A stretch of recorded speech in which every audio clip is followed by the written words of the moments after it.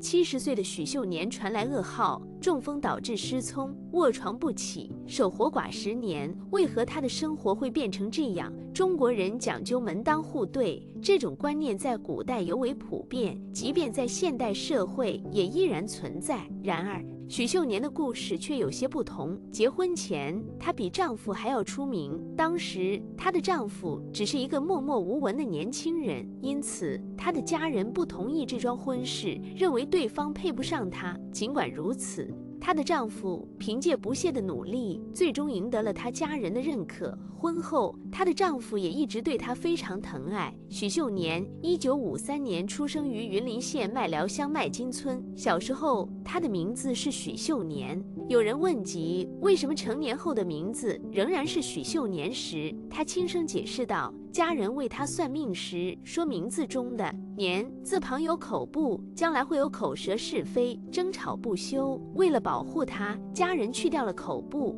改成了许秀年。1957年，年仅3岁的许秀年以简仔生的身份参与了拱月社戏剧演出的小白菜。之后，他在闽南语电影《流浪三兄妹》中走红台湾，成为著名童星。但他的演艺重心仍然是歌仔戏，主要担任小生角色。作为专业的歌仔戏演员，他从那时起打下了坚实的基础。许秀年陆续参与电影、电视剧演出，之后更是跨足剧场公演，获得第29届传艺金曲奖。他曾活跃于杨丽花制作的电视歌仔戏，将传统戏剧在现代媒体上重现，并与黄香莲搭档演出3部电视歌仔戏。从电视歌仔戏开始，她出演的都是旦角，因此被誉为永远的娘子。然而好景不长，正当她的事业蒸蒸日上时，一场意外却突然袭来。1982年，许秀年在台北小平顶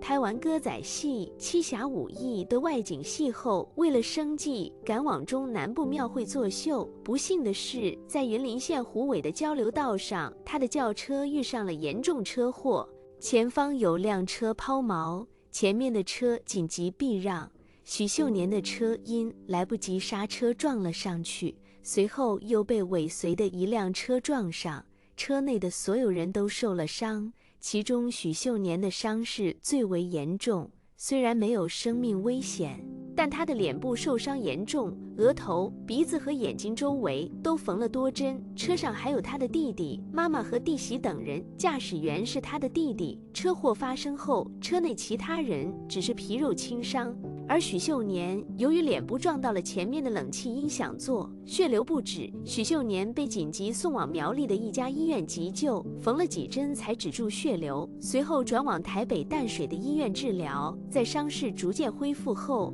他进行了拆线和重新缝合。车祸发生后，许秀年非常伤心，杨丽花、王金英等同仁纷纷前往探望安慰，特别是歌仔戏里的姐妹们都为他感到难过，劝他不要太伤心，要好好养伤，保重身体。许秀年的伤势完全恢复需要至少半年的时间。当时正在拍摄的《七侠五义》中，他的戏份相当重要。由于车祸导致他无法继续拍摄，制作组不得不商讨接下来的剧情安排。杨丽花也非常紧张，因为演员的脸是他们的饭碗。由于情况紧急，医生没能用细针帮许秀年缝合，结果留下了一道明显的疤痕。经过多次手术，1年后，当许秀年重新出现在演出中时，脸上依然可见那道伤痕，可见车祸的严重程度。幸运的是，这次事故并没有消磨许秀年对事业的热情，反而使他更加努力工作，再次取得了无数成就。多年后，记者问及许秀年此生的遗憾和不足，她动情地表示，最大的遗憾是她的丈夫邱振江。邱振江同样是歌仔戏演员，艺名黄龙，两人于1990年结婚，婚姻生活幸福美满，夫唱妇随。然而，黄龙的身体状况一直不佳，这让许秀年心疼不已。2010年，许秀年在参与杨丽花歌仔戏的公演时，黄龙的肝病复发，住进了加护病房。虽然病情稳定下来，但多年来黄龙一直饱受肝病折磨。甚至曾被医生宣判病情严重到无药可治。这一消息对许秀年来说犹如晴天霹雳，因为她对丈夫的依赖和感情都很深厚。在朋友的建议下，他们转到台中求医，病情才有所缓解。一次，制作单位邀请许秀年上节目讨论坚强女性的故事。节目中，她提到丈夫目前在家静养，提及老公时哽咽不已。节目结束后，她情绪溃堤，流下了难过的泪水。多年来，黄龙一直对她呵护备至，这让她更不忍看到丈夫受病痛折磨。回想起当年两人结婚时，演艺圈许多人并不看好这段婚姻，因为许秀年的名气远高于黄龙。然而许秀年从未后悔，她说：“我就是欣赏他重义气、讲信用的个性。”多年来，他们的感情一直很好。许秀年表示，丈夫一直以来都对她非常疼爱，所以当得知丈夫身体出现问题时，她无怨无悔地照顾他，从不觉得辛苦。这份深厚的感情和坚韧的支持，成了他们婚姻中的坚实基石。许秀年回忆起丈夫黄龙在医院检查出肝脏问题的那一刻，依然心痛不已。黄龙为了不让她陪着受煎熬，甚至提出离婚。但正是这种深情，让许秀年更加坚强地面对生活。不幸的是，2011年，黄龙因肝癌去世，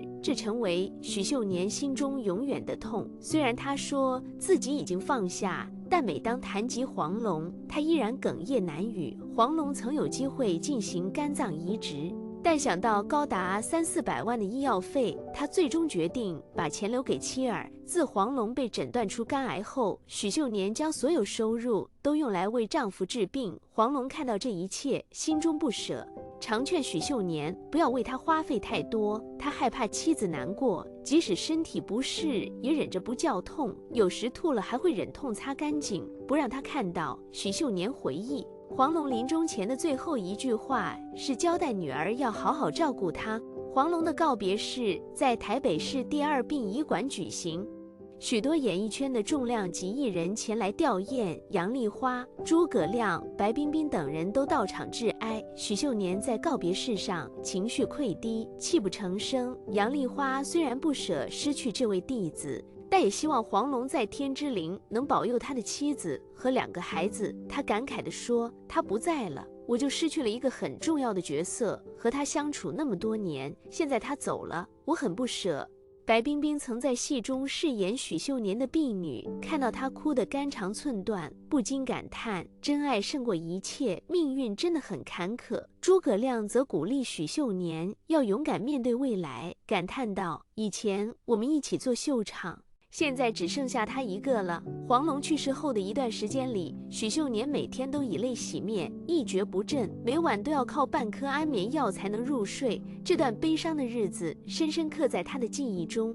她永远怀念着丈夫的好。不过好在许秀年还有子女的陪伴和安慰，经过一段时间，她总算走出了丧夫的阴影。虽然丈夫已经不在，但她还有子女相伴。她与黄龙育有1儿1女，都已长大成人。如今，许秀年坚毅地走过了失去丈夫的痛苦和耳疾的折磨，再次勇敢地走上舞台，将歌仔戏唱进剧场。她表示，唱歌仔戏是没有退休的日子，只要观众喜欢，而自己精神和体力允许，她会一直唱下去，持续展现她在歌仔戏中永远的夫人美丽扮相、优美身段和甜美唱腔。前不久，67岁的许秀年近况曝光，风韵犹存。传艺金曲奖公布入围名单，其中戏曲类特别奖就授予了她。她透露得到这个奖非常荣幸，并感慨道：“这辈子我只会唱歌仔戏，其他都不会。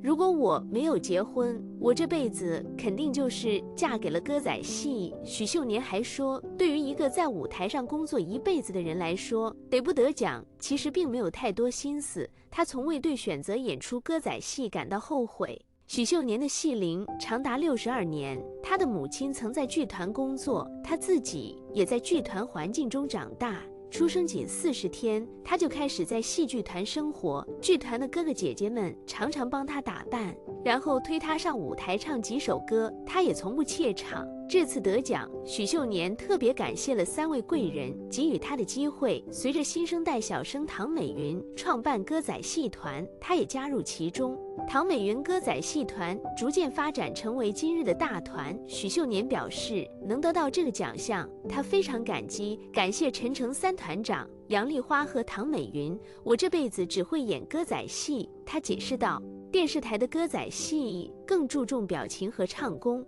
而剧院版的歌仔戏则更多展现身段和走位。在歌仔戏的不同发展阶段，他很幸运，这些贵人愿意给他机会。许秀年以永远的美娘子形象在歌仔戏历史上占有一席之地。这次获奖后，他再次被多方邀请出演节目或上节目，然而近来由于耳鸣严重，许秀年不得不暂时推掉了所有戏约，在家安心休息，并四处探访医生，寻求治疗方法。尽管他对歌仔戏有着深厚的热爱，但他也明白健康的重要性。许秀年表示，能否继续演戏随缘而定。